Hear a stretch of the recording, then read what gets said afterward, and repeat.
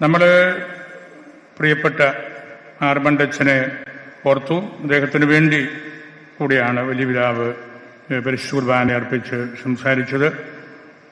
അച്ഛൻ 10-25 വർഷങ്ങൾ ഇവിടെ ഭരണജ്ഞാനത്തും പാലായിലുമെല്ലാമായിട്ട് ജീവിച്ച് പാലായിക്ക് വലിയൊരു ഉണർവ് നൽകിയ വ്യക്തിയാണ്. അച്ഛനെ ഒരുപാട് തവണ ഞാൻ കണ്ടിട്ടുണ്ട്. അവിടെ വാതിൽ സെമിനാരിയിൽ അദ്ദേഹം അനേക തവണ വരികയും സംസാരിക്കുകയും ചെയ്തിട്ടുണ്ട്. അച്ഛൻ്റെ പ്രസംഗങ്ങളും കുംഭസാരങ്ങളുമെല്ലാം പാലാരൂപതയിലെ ഒട്ടനവധി ഇടവകകൾക്ക് വലിയ ആത്മീയ സംതൃപ്തി നൽകിയിട്ടുണ്ട് എന്ന കാര്യം കൂടെ ഞാനിവിടെ ഓർക്കുകയാണ്. അച്ഛനെ ഈശോയെ കൊണ്ടു നടന്ന ആളായിരുന്നു. ക്രിസ്റ്റോഫർ എന്ന് അച്ഛനെ വിളിക്കുന്നതിൽ ഒരു തെറ്റുമില്ല. ഈശോയെ വഹിച്ച് ഈശോയെയും കൊണ്ട് നടന്ന ആളാണ്. ഒരിക്കൽ അച്ഛനെക്കുറിച്ച് എന്നോടൊരു മേലധികാരി ചോദിച്ചപ്പോൾ ഞാൻ പറയുകയുണ്ടായി, ഈസ് ടു ഫ്രാൻസിസ്കൻ. അദ്ദേഹം കാപ്പുച്ചിനാണെന്ന് മാത്രമല്ല, ഈസ് ടു ഫ്രാൻസിസ്കൻ. അതിൻ്റെ ഒരു അങ്ങേയറ്റത്ത് നിൽക്കുന്ന ആളാണ്. Is playing with poverty and death എന്ന് ഞാനൊന്ന് പറയുകയുണ്ടായി. അദ്ദേഹം കയ്യിലിട്ട് പന്താടുകയാണ്. ദാരിദ്ര്യവും മരണവും ഒക്കെ വരട്ടെ, ദാരിദ്ര്യം അനുഭവിക്കാം, മരണം വരട്ടെ, അതിനെ സ്വീകരിക്കാം. അതാണ് ഫ്രാൻസിസ്കൻ. Is to Franciscan. അത് സഭ അംഗീകരിച്ച് അനുവദിച്ചതിൻ്റെ അടയാളമാണ്. അദ്ദേഹത്തെ സെർവൻ്റ് ഓഫ് ഗോഡായിട്ട് സഭ കണ്ട് മനസ്സിലാക്കി ആദരവ് നൽകിയതും തലശ്ശേരിയിൽ വെച്ച് വലിയ സമ്മേളനങ്ങളും ഒക്കെ നടത്തിക്കൊണ്ട് ആ കാര്യം നമ്മൾ പ്രവൃത്തിപഥത്തിൽ കൊണ്ടുവന്നതും. പരിശുദ്ധ ത്രിത്വമായിരുന്നു അച്ഛൻ്റെ എപ്പോഴുമുള്ള സംസാര വിഷയം. പരിശുദ്ധ അമ്മയെക്കുറിച്ച് പറയുന്ന പോലെ തന്നെയാണ്. അമ്മയെക്കുറിച്ച് പറയാറുണ്ടല്ലോ, Mary is not the God of the temple but the temple of God. Mary is not God of the temple but temple of God. അമ്മ ദേവാലയത്തിൻ്റെ ദൈവമല്ല, പക്ഷെ ദൈവത്തെ വഹിച്ച ദേവാലയമാണ്, ടെമ്പിളാണ്. ഈ അച്ഛൻ അങ്ങനെയായിരുന്നു. പരിശുദ്ധ ത്രിത്വത്തെ കൊണ്ടു നടന്ന പരിശുദ്ധ അമ്മയെക്കുറിച്ചും പിതാക്കന്മാർ പറഞ്ഞിരിക്കുന്നതാണല്ലോ, ഈ ത്രിത്വത്തെ വഹിച്ച ആളായിരുന്നു ഈശോയുടെ അമ്മ എന്ന നിലയിൽ. ആ അർത്ഥത്തിൽ നമ്മുടെ അർമണ്ടച്ചനും അദ്ദേഹത്തിൻ്റെ എല്ലാ പ്രഭാഷണങ്ങളും പരിശുദ്ധ ത്രിത്വത്തെക്കുറിച്ചായിരുന്നു, ഈശോയെക്കുറിച്ചായിരുന്നു. അങ്ങനെ വലിയൊരു ദൈവശാസ്ത്ര പ്രബോധനം അദ്ദേഹം നൽകി. അതിൻ്റെ ഒരു വശമായിരുന്നു അദ്ദേഹം കണ്ടെത്തിയ നവീകരണ പ്രസ്ഥാനങ്ങൾ, അല്ലെങ്കിൽ കാരിസ്മാറ്റിക് മൂവ്മെന്റ്. അത് നമുക്ക് ചിലപ്പോഴെല്ലാം അച്ഛൻ്റെ കാര്യങ്ങൾ മനസ്സിലാക്കാനായിട്ട് പറ്റുകയില്ല. ചെസ്റ്റർട്ടൺ ഒരിക്കൽ പറഞ്ഞു വെച്ചു, ഗോസ്പല് ശരിക്ക് ജീവിക്കുന്ന ആളുകൾ അബ്നോർമലായിട്ട് നമുക്ക് തോന്നുമെന്ന്. ചെസ്റ്റർട്ടൺ പറഞ്ഞതാണ്. നന്നായിട്ട് സുവിശേഷം ജീവിക്കുന്ന ആള് അബ്നോർമലാണല്ലോ എന്ന് നമ്മളെപ്പോലെയുള്ളവർ പറയും. നമുക്ക് സുവിശേഷം അത്രയും ജീവിക്കാൻ പറ്റാത്തതുകൊണ്ടാണ്. ഈ അച്ഛനും അങ്ങനെയായിരുന്നു. അച്ഛൻ്റെ വസ്ത്രധാരണം, ഭക്ഷണക്രമം, വർത്തമാനങ്ങൾ, ജീവിത ശൈലികളെല്ലാം സുവിശേഷം കൊണ്ടു നടന്നിരുന്ന ആളായിരുന്നതുകൊണ്ട് അത്തരത്തിൽ വലിയ ഒരു മുതൽക്കൂട്ടായിട്ട്, ഒരു ചലഞ്ചായിട്ട് എപ്പോഴും നമുക്ക് കാണാൻ സാധിക്കും. ഫ്രാൻസിസ് അസീസിയും ഒക്കെ അതായിരുന്നല്ലോ. He challenged himself. മറ്റാരെയും കയറി ചലഞ്ച് ചെയ്യുകയല്ല ചെയ്തത്, അദ്ദേഹത്തെ തന്നെയാണ് ചലഞ്ചായിട്ട് അദ്ദേഹം എടുത്തത്. ഈ ചലഞ്ചഡ് ഹിംസെൽഫ്.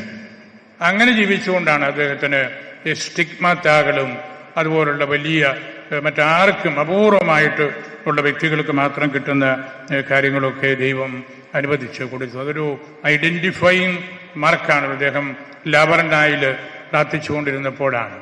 അങ്ങനെ ആ ശൈലിയിൽ ജീവിച്ച അർമണ്ടച്ചനും നമുക്ക് ഈ കാപ്പുച്ചിൻ പാരമ്പര്യത്തിൻ്റെ വലിയൊരു എന്താണ് അതിൻ്റെ ഒരു പ്രാപഞ്ചിക മാനം കൂടെയുണ്ട്.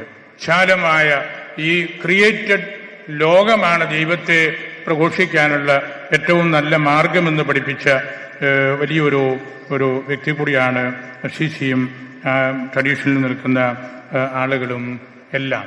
അങ്ങനെയുള്ള ചലഞ്ചസ് കൊണ്ടു നടക്കുമ്പോഴാണ് സുവിശേഷത്തിന്റെ മഹത്വം എല്ലാവർക്കും മനസ്സിലാക്കാനായിട്ട് സാധിക്കുന്നത്, അല്ലെങ്കിൽ അതിൻ്റെ തനിമ എന്താണെന്ന് മറ്റുള്ളവരിൽ ഒരു വിസ്മയം ജനിപ്പിക്കാനായിട്ട് സാധിക്കുന്നത്. പരിശുദ്ധപിതാവ് ഈ അവസാനം എഴുതിയ എൻസിക്ലിക്കില് ദി ലെക്സിറ്റ് നോസ് ഹി ലൗഡ് അസ് എന്നതാണ് അതിൻ്റെ പേര്. അതിൽ പരിശുദ്ധപിതാവ് ഊന്നി പറയുന്നത് ഹൃദയം നഷ്ടപ്പെട്ട ലോകത്തിന് ഒരു ഹൃദയം കൊടുക്കണം. അതിനുവേണ്ടിയാണ് ഞാൻ ഈ ചാക്രിക ലേഖനം എഴുതുന്നത്. തിരുഹൃദയ ഭക്തിയെക്കുറിച്ചാണ് നമ്മൾ മനസ്സിലാക്കിയിട്ടുള്ള തിരുഹൃദയ ഭക്തിയും അതെല്ലാം അതിനകത്തുണ്ട്. അതിനപ്പുറത്തേക്ക് വലിയ ആഴങ്ങളിലേക്ക് പരിശുദ്ധപിതാവ് വന്നിട്ട് പറയുകയാണ് ഈ തിരുഹൃദയം സിന്തസിസ് ഓഫ് ദ ഗോസ്പൽ, 4 സുവിശേഷങ്ങളുടെയും സമഗ്രമായ ഒറ്റ വാക്കാണ് തിരുഹൃദയം, ഈശോയുടെ ഹൃദയം. ലോകത്തിന്റെ ഹൃദയമൊക്കെ നഷ്ടപ്പെട്ടു പറഞ്ഞാൽ നമ്മുടെ യഥാർത്ഥ ഹൃദയമൊക്കെ നഷ്ടപ്പെട്ടു.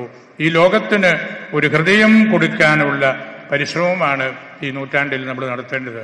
അതിൽ ഈ കാപ്പുച്ചിൻ അച്ഛന്മാർക്ക് വലിയൊരു പങ്കുണ്ട്.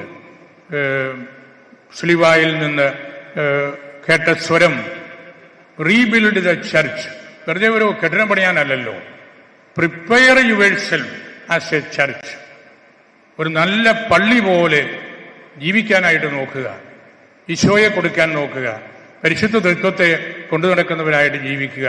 അങ്ങനെയുള്ള ആ ഒരു വലിയ സന്ദേശം ലഭിച്ച കോൺഗ്രിഗേഷനിൽ ജീവിച്ച് അതിൻ്റെ വളരെ റാഡിക്കലായിട്ടുള്ള വശങ്ങളിലൂടെയൊക്കെ കണ്ട് മുമ്പോട്ട് പോയ ആളാണ് അർമണ്ടച്ചൻ.